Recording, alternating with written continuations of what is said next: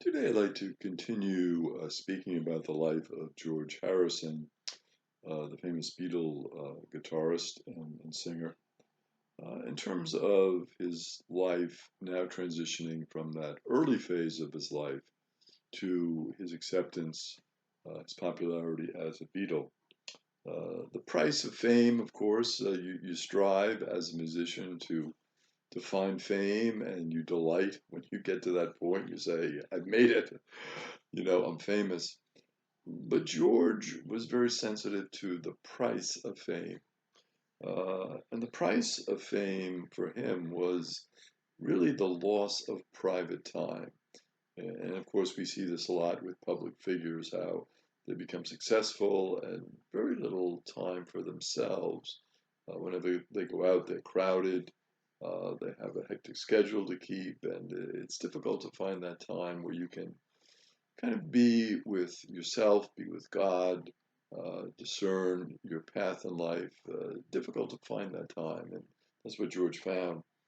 Um, in February of 1964, the Beatles now were becoming more popular, very popular in England, and they traveled to America.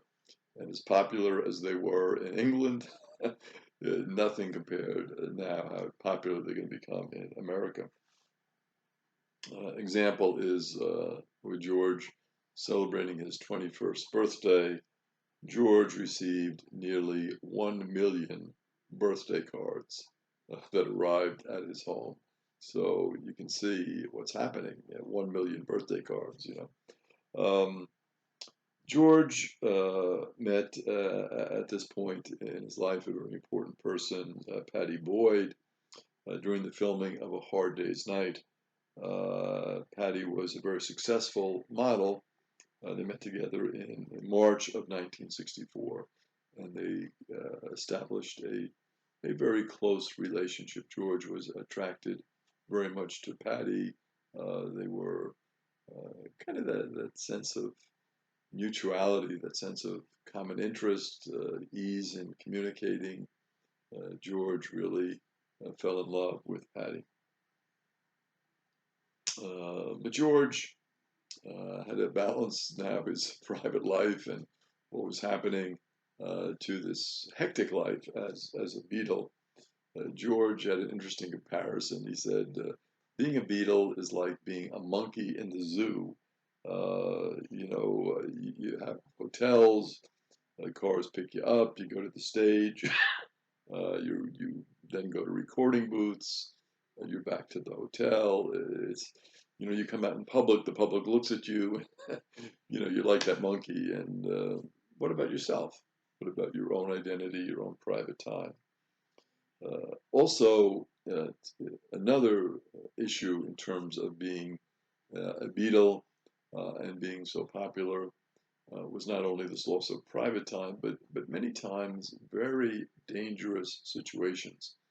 They were involved with crowds, hysteria, people, coming to them and limiting their space and trying to get pictures with them, trying to touch them. Very difficult, very, very, very difficult situation. By early in 1965, the Beatles had had enough with this touring scene, going from city to city, venue to venue, having such little time for yourself, nice in the beginning to get all that adulation, to have all that success. But then you can say, where is this leading me? What's happening in my life? That became a real problem. The height, I guess, many people think was their appearance at Shea Stadium in New York on August 15th, 1965. 56,000 fans. And it was such a crazy situation.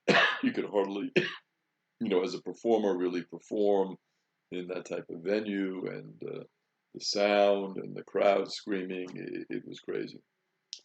Another issue that the Beatles were experiencing at this time, and that impacted George, of course, as well, was poor financial management by Brian Epstein, who was really a little bit out of his element here in terms of the financial aspect. His experience was managing a a record store, and now he's managing this most famous act in the world, and trying to take the finances that are coming in and invest them appropriately. He was a little bit overwhelmed by this, and at this point, he's costing them millions of dollars, unfortunately. George also was a little bit frustrated because he was not getting a lot of his songs published. He loved composing. He loved playing, of course, as well, but this composing was a very important part of his life, and here his songs were not being recognized, but the songs of Paul and John were certainly dominating the group and not George's material. George also got involved with drugs at this time in 1965. He took LSD for the first time. It was by accident, but he used marijuana frequently. George, and different people react to LSD in different ways. George experienced a feeling of well-being from the drug, and so he became very interested in this drug and the effect it was having on him. The Beatles also had a desire at this time to meet Elvis. Of course, Elvis was the other very popular act. Everybody loved Elvis. The Beatles were Elvis fans. They, in their teenage years, of course, grew up listening to Elvis and idolizing him. In August of 1965, they actually had an opportunity to meet Elvis. It was at that meeting that Larry Geller, who was Elvis's stylist and friend, spoke to George, and he mentioned to him about the teachings of Kira Yoga Master Paramananda Yogananda. And George was intrigued by this.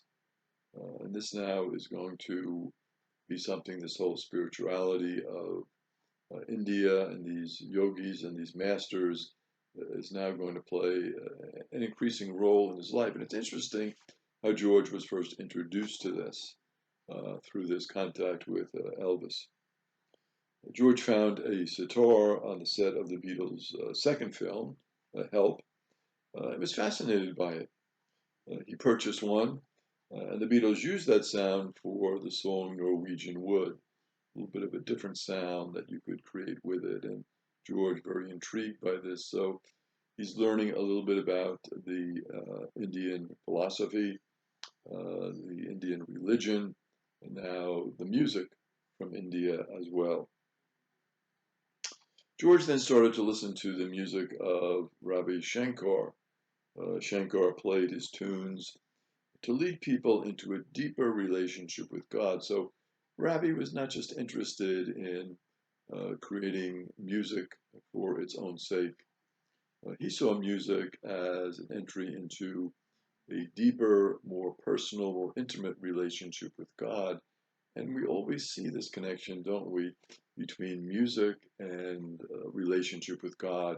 We certainly see it in the Bible with David playing, music, soothing music for Saul first, and then music with the Psalms, music giving praise to God, and of course this relationship between music and liturgy, very important. And so this takes on a different dimension in the life of George. Now he becomes intrigued by this relationship between music, which he loves creating and loves being involved with, and relationship with God. Interesting about Ravi, John Coltrane was also attracted to Ravi's music. He had given up drugs and alcohol with the help of meditation. And he produced albums with the titles Love Supreme, Home, and Meditations. So we sometimes think of this Indian music and George, but also John Coltrane, a great jazz musician, probably one of the greatest of all time, very much found this helpful in his personal life to overcome this problem that he had, this addictive problem, and deepening also his religious sensibility and religious sensitivity. So we are going to pursue in our further videos this relationship between George and Ravi and music and religion.